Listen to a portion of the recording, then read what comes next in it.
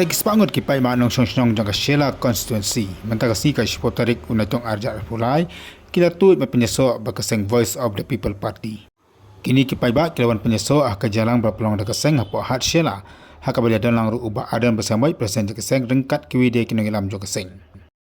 Ubah adan habakran akan dikajingalang ulong bagi paidbah kibuan pynïasoh bakaseng VPP. Kidai ki paidbah kibam syatek marau hanu-hanuru ndrai kebulan kajing laitluid. Mat kersaan ya kasang bat kemjuru ban kersaan ya ke isu kibadai bat kimat kibadai bakadi bakacai benriu. Laban kedawang ni bakadi kadikasin ka ban nengkong bakaseng VPP kan hiar syapo Shella constituency. Bat kajing watut ya ki paidbah bat pynïasoh bakan dikaseng. Kapan pa bagi paidbah na kan dikatahan ki kwa ya kajing kelah po kajing lam jo kaseng Voice of the People Party.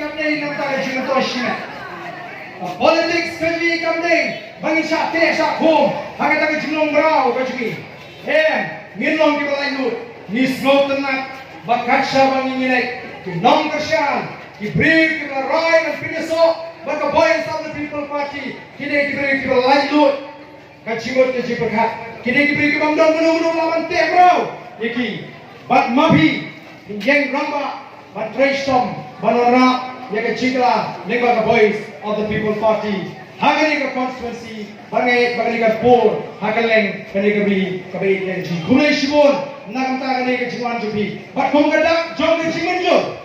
Nakar party pi, ibaran hamni. Kibawan syakmat, bat pynïasoh ini ka Voice of the People Party. Kong kadak jom ka jiman jo kapeng kami kisaki. Kinera ikti jom pi sitrong. Ban peni bagi nilarai ramba dan